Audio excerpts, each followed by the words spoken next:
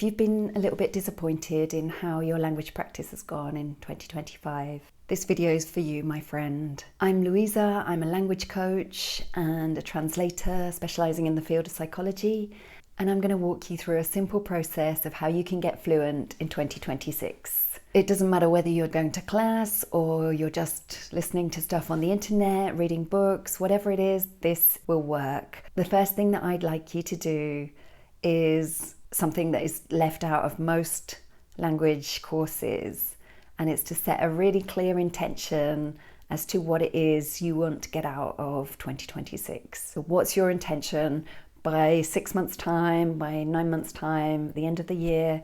What is it that you want to have accomplished? How do you want to feel in your language learning? Is it one language or is it multiple languages that you're working on? So just get really clear. So for me, by the end of 2026, I really want to feel more comfortable speaking in my 3 rusty languages, Japanese, Portuguese, and French. And I would love to be able to have a basic conversation in Tamil. And I'm being realistic. I know that I am not going to spend loads of time on any of these. I'm not going to set aside time for any of these languages. I'm just going to do them as I go about my day. So I just need to find ways that I can fit them into my day more easily and effortlessly so that it doesn't feel like a chore. So the second thing you need to do is to find really fun ways to immerse yourself or to practice your language. So for me, with the speaking practice, that's really just about speaking to myself, going about my day and thinking in my target language, thinking out loud sometimes when I'm on a walk or when I'm doing whatever I'm doing in my daily life. It's all about bringing my speaking practice into my life in tiny chunks. Another thing we can do to improve our speaking practice is shadowing.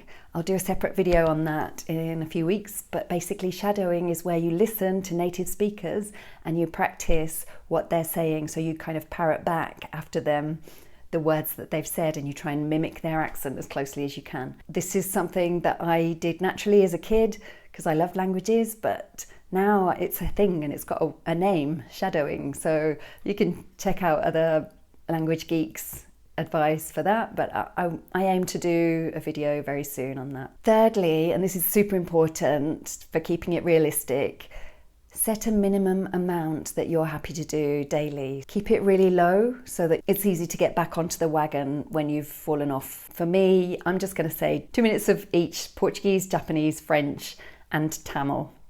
Not a lot, I know, but the main thing is to just keep it going, okay? Because fluency means flow, okay?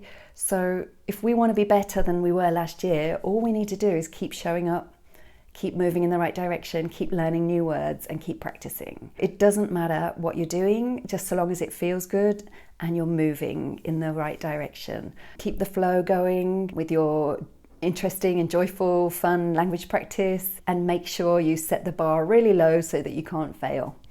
You can always do more on days when you're really feeling it. It's good to have a really low target so that you can hit it more often than not. And another thing that you can do is to check in daily.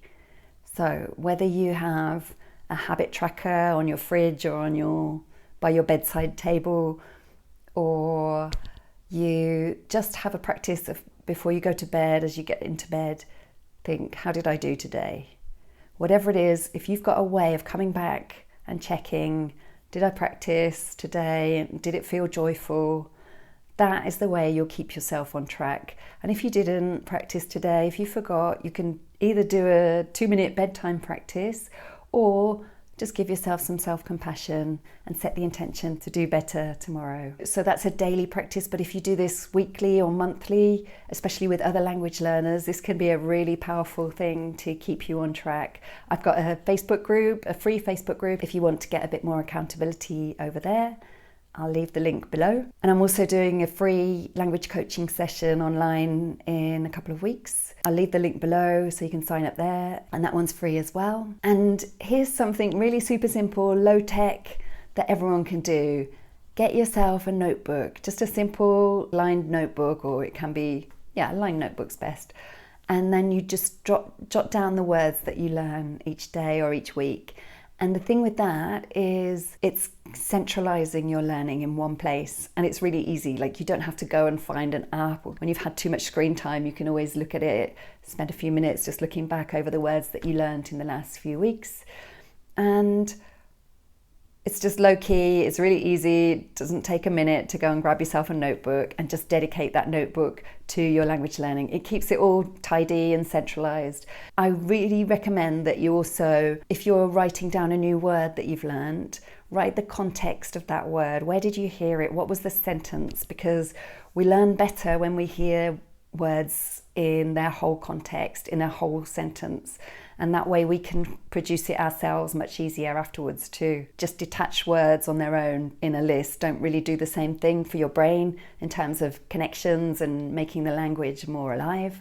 So write the sentence that you heard it in, and then maybe even leave a couple of lines below it for new examples that you can practice in the future. That's a super simple way that I keep on track of my vocab in my languages. And one last tip, and this one's a little bit woo-woo, a little bit out there, but this is super helpful for keeping your goal front and center for the whole of the year. Choose a symbol or a word that you want to embody this year. So for me, one time I used just the sunlight on a leaf. That was the year I was writing my book, and it just helped me keep coming back to it. And checking in, am I moving forward? Am I getting closer to that goal?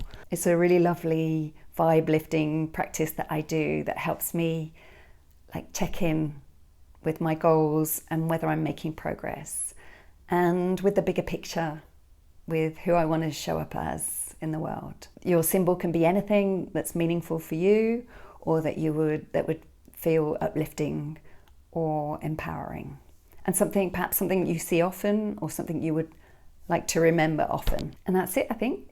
Leave me a comment if you had an aha today. Let me know what you're going to do differently in 2026, because all it takes is a tiny shift with the intention, with the habits, and with the lowering the bar a little bit, keeping it all realistic. We will hit our dreams in 2026, my friend. I'm rooting for you. Like and subscribe for more language learning inspiration. I share weekly videos to motivate you and keep you on track and remind you of the fun ways to get fluent fast. Thanks for watching. Take good care, be kind to yourself, and here's to a really wonderful 2026.